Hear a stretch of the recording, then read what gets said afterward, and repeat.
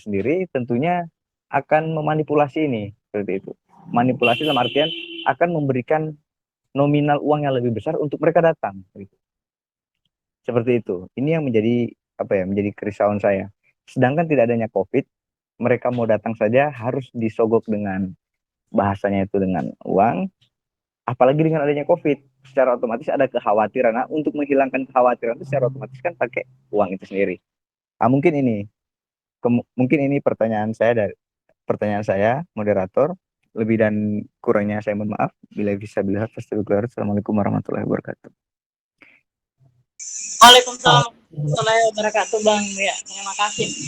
Jadi pertanyaan Bang Budi ini ya menyangkut ya tadi ya, mungkin apa sih yang melatar belakangi penetapan dari pilkada ini yang mungkin menurut Bang Budi sendiri terkesan dipaksakan ya gitu ya, Bang ya. Terkesan dipaksakan kalau padahal wacananya juga bahkan banyak yang menyarankan untuk dilakukan kenapa bukan di tahun depan misalnya seperti itu.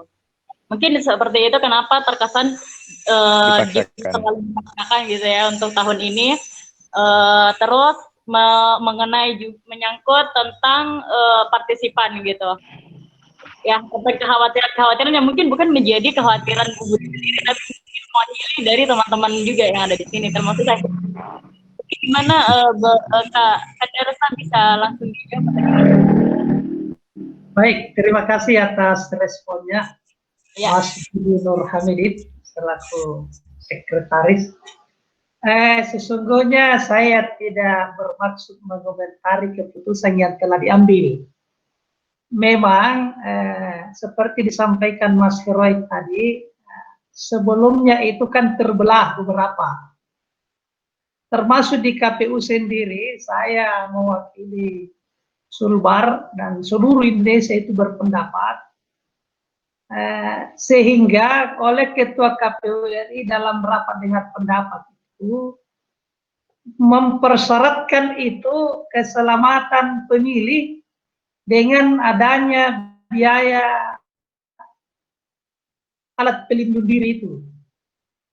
Kenapa? Ada pertanyaan dari salah satu peserta rapat dengar pendapat, apakah ada jaminan 2021 itu akan berhenti COVID? Itu juga tidak ada jaminannya, walaupun seperti Mas Heroik tadi sampaikan, paling tidak ada ruang untuk KPU berbenah di paling tidak 3, di regulasi, di anggaran, dan mekanisme. Itu. Perlu dan saya lihat sorotannya di situ. Benar, sangat benar.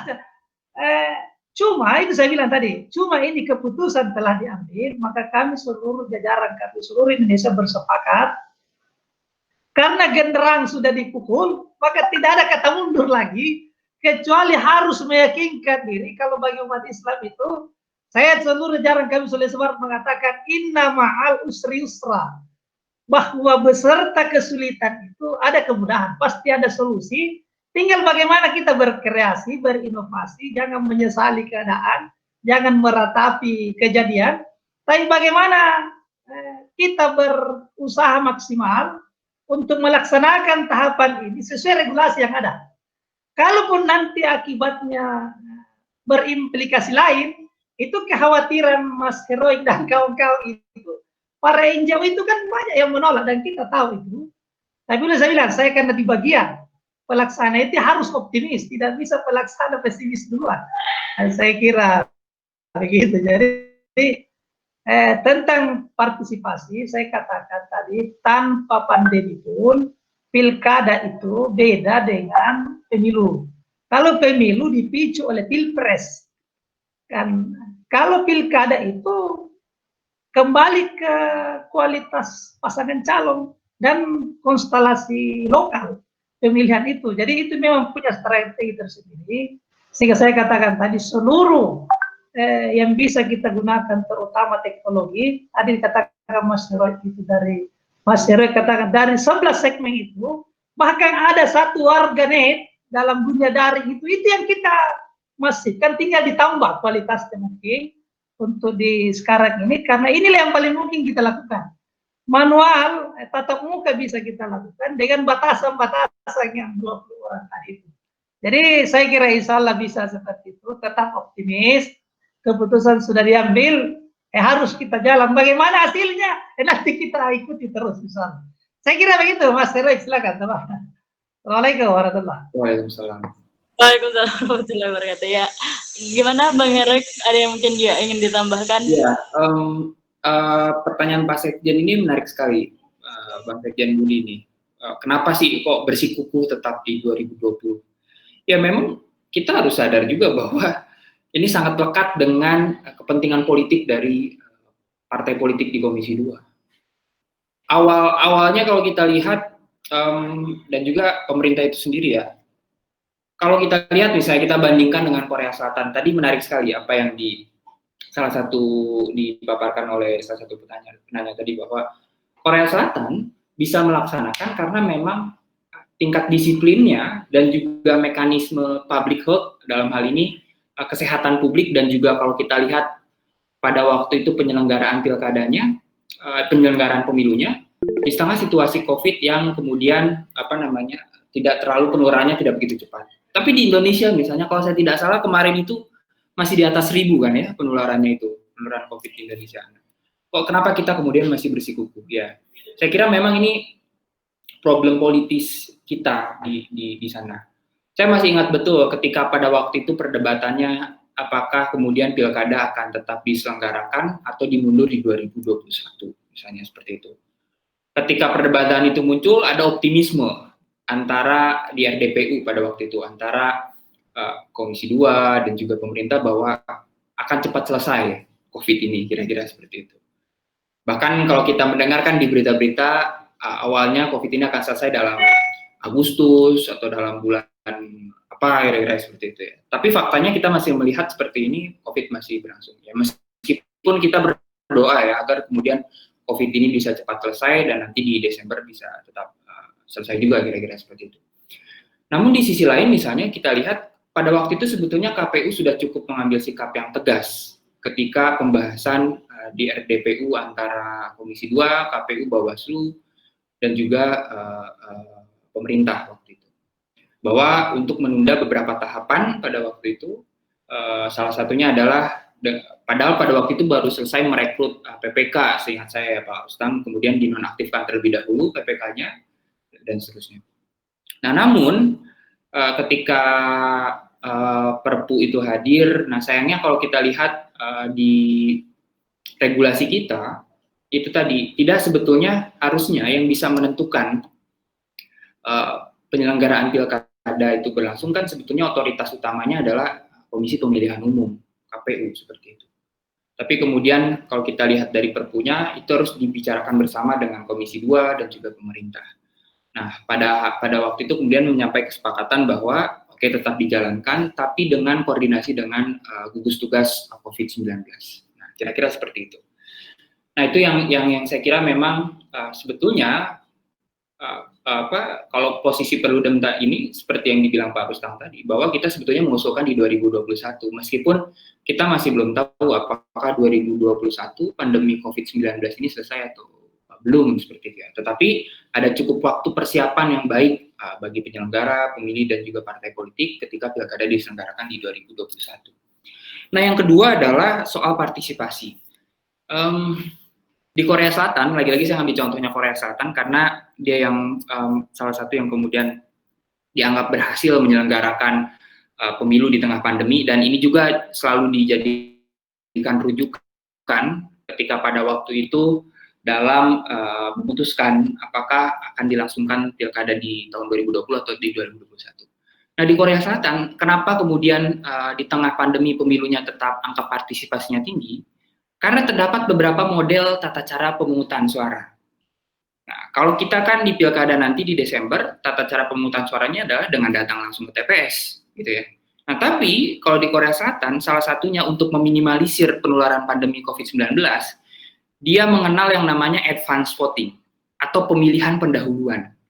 Nah, jadi sebelum hari pemungutan suara yang sudah dirancang, 1 minggu sebelumnya atau beberapa hari sebelumnya itu sudah ada diselenggarakan pemilih pendahuluan, pemungutan suara pendahuluan yang boleh dilakukan orang-orang yang berada di luar daerah. Nah, salah satunya adalah untuk meminimalisir penumpukan pemilih di hari pemungutan yang sudah diselenggarakan.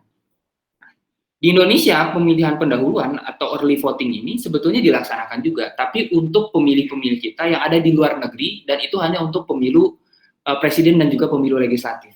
Di pilkada tidak berlaku pemilu pendahuluan. Nah, ini yang pertama.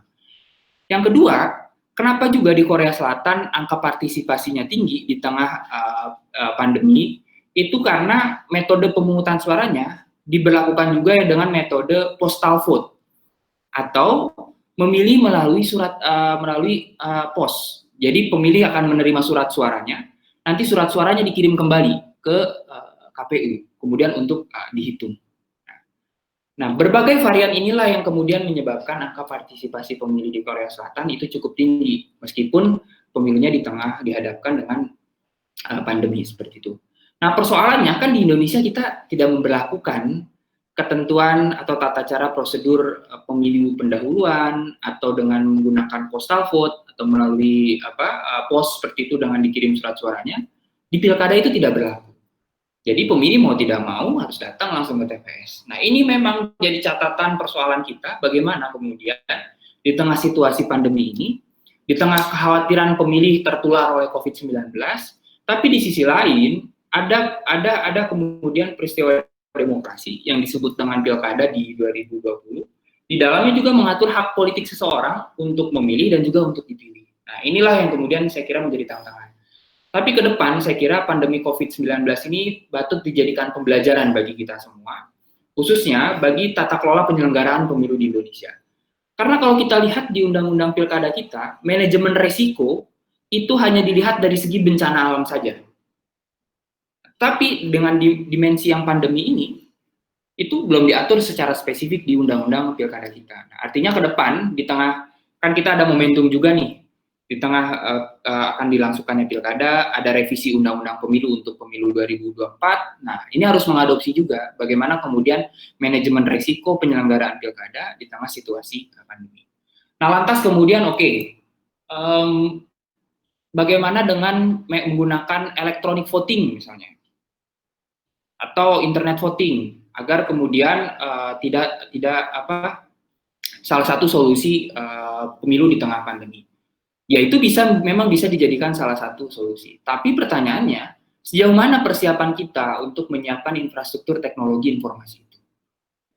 Padahal di banyak negara misalnya seperti Jerman itu Mahkamah Konstitusinya dia memutuskan untuk tidak lagi menggunakan electronic voting, karena itu melanggar prinsip kerahasiaan dan juga keterbukaan terhadap publik terhadap mekanisme penghitungan suara dan rekapitulasi suara, seperti itu.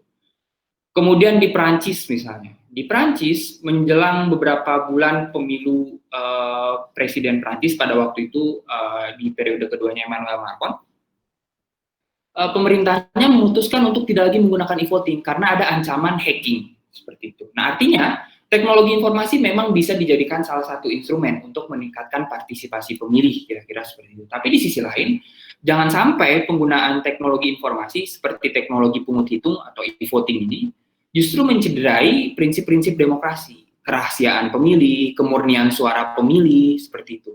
Nah, di tengah situasi e-voting yang rentan di hacking. Nah, jadi memang saya kira ini menjadi diskursus menarik ya, Pak Mas Budi, ke depan, agar kemudian bagaimana kita menyelenggarakan tata kelola pemilu demokratis kita, dan juga di sisi lain tetap mengatur manajemen resikonya, salah satunya di tengah situasi pandemi seperti ini. Mungkin itu tambahan dari saya.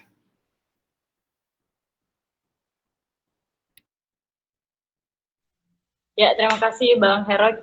Jadi begitu Bang Budi, mengenai kenapa terkesan dipaksakan, mungkin karena memang tidak ada jaminan kapan status bencana nasional ini dicabut gitu ya. Terus yang kedua juga mengenai mungkin menjadi saran tersendiri atau saran tersendiri untuk pihak penyelenggara bahwa kualitas ini ya lagi-lagi hak pilih menjadi hal yang paling esensial lah untuk di setiap penyelenggaraan pemilu, pastinya seperti itu. Jadi bagaimana pihak penyelenggara itu bisa memastikan, menjamin dan melindungi hak pemilihnya, hak hak pemilih tersebut gitu kan, seperti itu. Jadi ini masih ada ya? Oh, sudah tidak. Oke. Mungkin sudah tidak ada. Untuk Bang Kiking gimana? Masih bisa nggak nih? Apa, semangat. Oh ya. Gimana Bang Kiking? Kalau tidak mungkin saya langsung saja ya, karena mungkin waktu juga sudah menunjukkan lebih sore lagi. Teman-teman, baiklah, seperti kesepakatan kita sebelumnya mengenai sesi yang sifatnya kondisional, sehingga pertanyaan-pertanyaan yang tidak sempat kita diskusikan pada kesempatan kali ini mungkin kita akan lanjut atau tuntaskan di kesempatan-kesempatan lainnya. Dan semoga selalu ada kesempatan untuk tempat kita belajar sama-sama ya. Sebelum menutup ruang diskusi ini, kenapa Bang? Untuk sebelum menutup ruang diskusi ini, mohon kesediaannya untuk narasumber memberikan closing statement mungkin ya. Closing statement yang berupa wejangan, komentar, atau info penting terkait topik kajian ini. Gimana mungkin Bang Ruslan bisa memulai? Baik. Closing Jadi statement. teman-teman sekalian yang sama-sama berbahagia bahwa PKPU nomor 6 tahun 2020 itu sudah disahkan dan itu menjadi dasar kami KPU selaku penyelenggara dalam pelaksanaan tahapan penyelenggaraan pemilihan serentak ini. Kedua, bahwa kami berharap kepada seluruh teman-teman yang hadir ini mudah-mudahan secara kualitas benar-benar bisa menjadi pemilih yang cerdas. Pertama, memastikan diri telah memiliki KTP elektronik sebagai syarat untuk bisa masuk ke dalam daftar pemilih tetap bagi daerah yang berpemilihan di tahun 2020 ini, dan menyampaikannya kepada seluruh teman-teman, seluruh tetangga, baik itu di dunia nyata maupun di dunia maya, seluruh segmen peluang informasi yang dapat kita gunakan digunakan semaksimal mungkin. Bahwa tanggung jawab sosialisasi dan tanggung jawab kualitas pemilihan serentak ini tidak hanya menjadi tanggung jawab penyelenggara, dalam hal ini KPU dan Bawaslu, tapi menjadi tanggung jawab kita semua. Semoga ada kesempatan lain kita bisa berinteraksi lagi, dan semoga pemilihan serentak 2020 bisa berjalan sukses dan KPU tidak menjadi klaster baru dalam penyebaran COVID dengan melaksanakan tahapan protokol COVID yang ketat di dalam pelaksanaannya. Saya kira demikian. Saya mohon maaf atas segala kekurangan. Kalau ada yang benar, datangnya dari Allah Subhanahu Wa Taala, Tuhan yang Maha Esa. Kalau ada yang salah, itu pribadi saya. Dan saya menyampaikan apresiasi yang setinggi-tingginya kepada panitia dan kepada Mas Heroik, termasuk Pak Andi Sastrawati atas kehadirannya. Assalamualaikum warahmatullahi wabarakatuh. Waalaikumsalam warahmatullahi wabarakatuh. Untuk Bang Heroik gimana Bang? Closing statement mungkin bisa juga ya Bang ya? Ya, oke. Rekan-rekan sekalian, Pilkada 2020 sudah di depan mata. Memang masih banyak catatan terhadap kenapa sih harus diselenggarakan di Pilkada tetap dilangsungkan di 2020 ini. Namun masih sudah menjadi bubur, lantas apa saja yang harus kita persiapkan, ini yang menjadi penting. Bagaimana kemudian kita bisa memastikan penyelenggaraan Pilkada ini tetap demokratis, mengedepankan prinsip pemilu yang jujur, adil, langsung, umum, bebas rahasia, dan juga tetap mengedepankan protokol kesehatan agar kemudian Pilkada tidak menjadi klaster baru penularan COVID-19. Memang betul, tanggung jawab penyelenggaraan Pilkada berada di Komisi Pemilihan Umum dan juga Bawaslu dan juga DKPP selaku penyelenggara pemilihan umum. Namun kita sebagai masyarakat, komunitas masyarakat, dan juga sebagai pemilih bisa ikut berperan aktif untuk memastikan kelancaran Pilkada 2020 yang tetap mengedepankan protokol kesehatan COVID-19. Mari kita mulai dari lingkungan sekitar kita misalnya.